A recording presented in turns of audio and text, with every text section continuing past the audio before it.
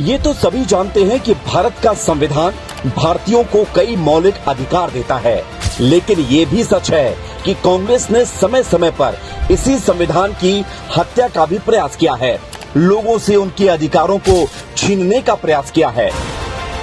यूं तो समय समय पर आवश्यकता और परिस्थिति के अनुसार संविधान में संशोधन हुए हैं, लेकिन ये भी देश का दुर्भाग्य ही रहा है कि संविधान का पहला संशोधन फ्रीडम ऑफ स्पीच यानी अभिव्यक्ति की आजादी का हुआ था।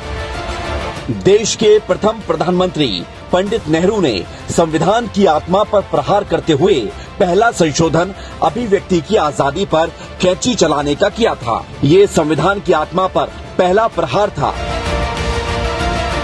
बोलने की आजादी की गारंटी देने वाली धारा में बदलावों की पैरवी करते हुए नेहरू ने संसद में कहा था कि दुनिया में हर आजादी की एक सीमा होती है। राजनीतिक फायदे के लिए नेहरू ने अनुच्छेद 356 का भी धड़ल्ले से दुरुपयोग किया था। नेहरू ने अपने शासनकाल के दौरान चुनी हुई सरकारों को बर्खास्त करने के लिए 6 बार अनुच्छेद 356 का इस्तेमाल किया। उनकी बेटी इंदिरा गांधी ने तो अनुच्छेद 356 का इस्तेमाल करने का एक रिकॉर्ड ही बना डाला था।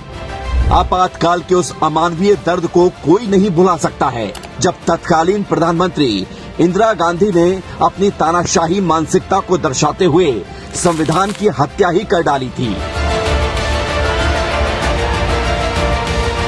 इतिहास में हुई इस गलती को कोई दोहरा ना पाए, इसके लिए हर वर्ष 25 जून को संविधान हत्या दिवस के रूप में स्मरण किया जाएगा। ये लोकतंत्र के महत्व का एहसास कराएगा। प्रधानमंत्री श्री नरेंद्र मोदी जी ने देश में संविधानवाद की ऐसी पुनर्स्थापना करती है कि अब कोई भी व्यक्ति या शासक संविधान के साथ छेड़छाड़ करने की हिमाकत नहीं कर पाएगा। साथ ही उनके प्रयासों से हर भारतीय के मन में संविधान के आदर्शों के प्रति समर्पण की भावना भी पैदा हुई है।